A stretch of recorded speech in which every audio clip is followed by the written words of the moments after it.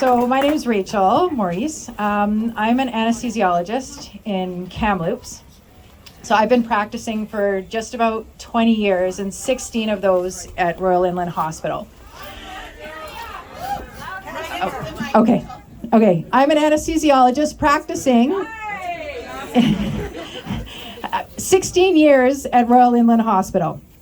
So when all of this went down in March, I think in the hospital, most of us were pretty terrified as we were watching what was going on in the rest of the world.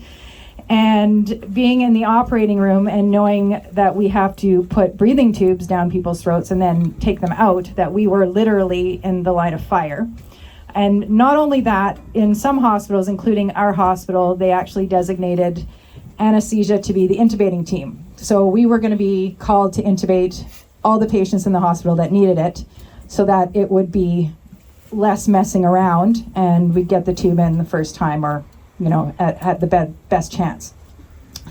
So we had, it was pretty terrifying, actually. I've got two young kids. They're 14 and 16. And so I was concerned about bringing anything home to them. But at the same time, this is what I was trained to do. I spent my life going through school and coming to this point, so it was my duty. That's what I'm going to do.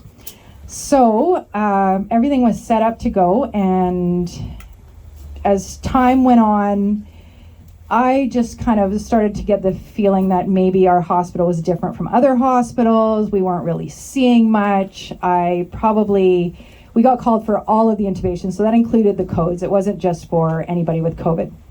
So I maybe intubated 3 or 4 people in the time period that I was on call. And we actually also, for one of the first times ever in the 16 years I was in the hospital, we're trying to get our hospital under 100% capacity, which is really difficult because we usually run over 110, 120, 130, but the public doesn't ever really hear about that. The other thing that was interesting is, and most people don't know, a lot of people might know now, but prior to COVID, our ICU capacities were always full. Always full, always overrun.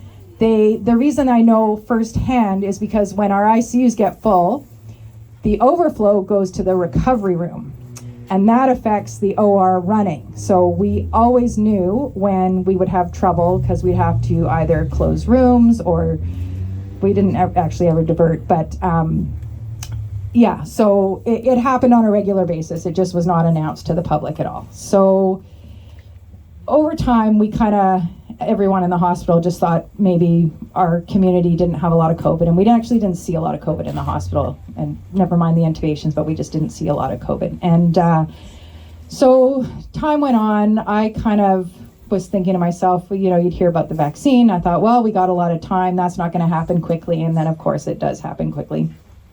And again, my thoughts, I'm the type of person I like to gather information. I was going to wait. I usually take care of myself, so I feel like I'm healthy and I'll manage. And then when, I think it was May, June of this past year, when they started talking about the 12 years plus being able to go and get a shot without parental consent, that was my line in the sand. And I just said, that is it. That is not happening. My kids knew where I stood on everything because I always talked to them. Again, I think at the beginning I said they were 14 and 16.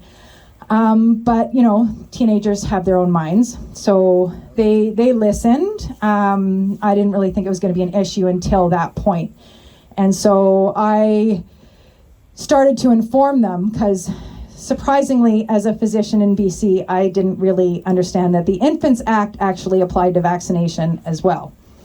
That was quite a shock to me, and in talking to colleagues, a lot of colleagues didn't even know that because I'm around a lot of nurses. A lot of other doctors work with surgeons all the time. There's assists, so there's GPs coming in. So I actually talk to my colleagues quite a bit. And people are busy and they just don't know. They listen and they trust that what's coming from, bureaucrats, the administrators, they just believe because they've got their lives. They've got kids. They're busy with work. They're doing a lot of other things. They don't necessarily have time to do the research. So you have to want to do it. So I started educating my kids, and I went to the schools, talking to the teachers, the principal, vice principal. They didn't really seem to be too concerned about anything coming to the schools. And so my kids, I told them that it would be over my dead body that they would be getting this shot.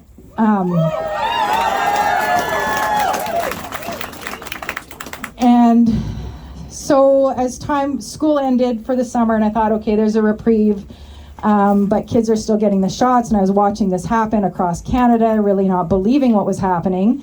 And my kids were happy to just follow what I was telling them, even though a lot of their friends were going to get the shots. A lot of their friends who have physicians as parents were getting the shots. See, one kid actually was not allowed to hang out with my daughter because her mom was a surgeon and didn't want her hanging out with anybody that was not vaccinated, or didn't have the shot, I shouldn't say. Anyways. The summer went on, school was going back. I was hearing, they're not going to be mandating it for the kids, and we're waiting for provincial health officer's order about what's going on with schools. And the order came out, and I breathed a sigh of relief that the extracurricular activities were not going to be required for the kids. And my daughter dances 4 to 5 days a week. That's basically where she spends most of her time after school, and my son plays a lot of soccer, so that's outdoors, so I wasn't really worried about that. But then I got an email a week before school started from the dance studio director, and it said that the shots would be required. So I was beside myself. I didn't want to talk to my daughter. I talked to my daughter about everything, and I said, no, I'm going to handle this on my own. I'm going to talk to the owner. And she did not want to hear anything from me at all. And despite tons of emails, knowing I'm a physician, I don't usually kind of go out and say those things, but in this case, I needed her to know where I stood and that it wasn't coming from someone who didn't have information.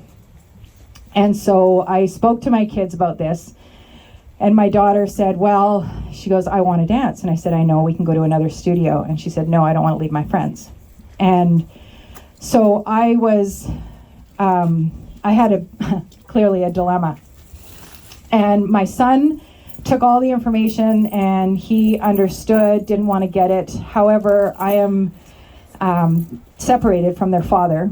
And I know it's a huge challenge for a lot of people when you don't have two parents that are separated on the same, when they are in the same household, but when they're on different sides of the story. Their dad was pressuring them to get it, and they knew that information I was giving them, they knew where I was getting it from. However, their father kept relaying the information that he was getting from other physicians in town. So I didn't really know what to do. There were times it was not my best parenting moments. I basically tried to scare them. So I said to my daughter, well, if you get the shot and you die, then you're not dancing. But, a teen response is, well, I wouldn't really know if I'm dead. So, I was emailing, my colleagues here saying, like, I'm desperate. I need help. What am I supposed to do? How can I talk to them? What else can I say? Again, teenage brains, peers are just, that's their world. And, I woke up one morning and I thought, I've got it. I know what I'm going to do. I'm going to bribe my daughter. And so believe it or not, I said, there's no way you're going to say no to this, because I know how much she loves shopping, even if it's online these days. So I said, yeah, I know I'm not going to have a job soon, because I saw that coming. I said, yeah, I'm going to offer you $5,000 to not take the shot.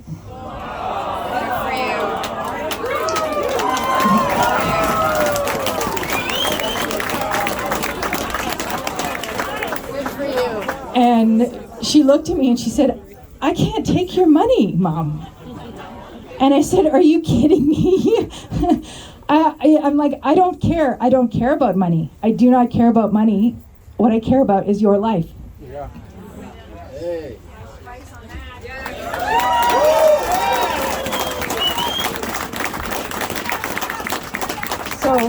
So she then said, but that's not right for you to offer me money. And I said, isn't that interesting? I said, it's not right to offer bribes of $1 million for people to go get the shots. She said, well, yeah, I guess you're right there too. But in the end, both my kids actually went and got the shots with their dad. And I can't tell you that I was telling these guys in the car that I was debating, because their dad's not medical at all. He doesn't know anything. He used to give me the kids when they had a bleeding nose because he didn't know what to do. But I was debating taking them or letting them go with their dad, and I honestly couldn't go because I felt like I would strangle the people in the clinic. I don't know. Anyways. Yeah, so they agreed, and I told them I wouldn't do anything for them unless they took all the supplements and everything that I could possibly do to give them to help mitigate any problems. Sorry, yeah, so both my kids got both shots, and at this point in time, thank God, they seem to be okay. I'm still talking to them about everything because, of course, the boosters are on the horizon. And, they have said, or at least my son said he wasn't going to get it. But again, teenagers, and this, of course, the passport to do anything, and the dance. And I had to come to a point. I spent a week in bed thinking that to be honest, thinking I killed my kids. I allowed them to get this. That's how I felt. You're a beautiful mom. You're a beautiful mom. Thank you.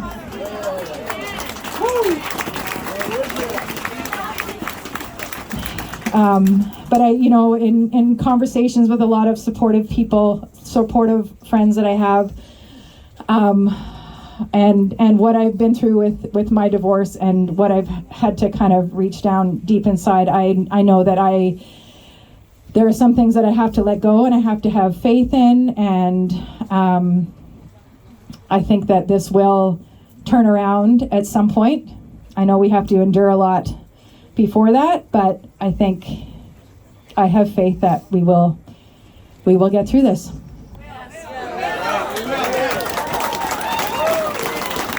So I'm going to pass it off to Dr. Malpass.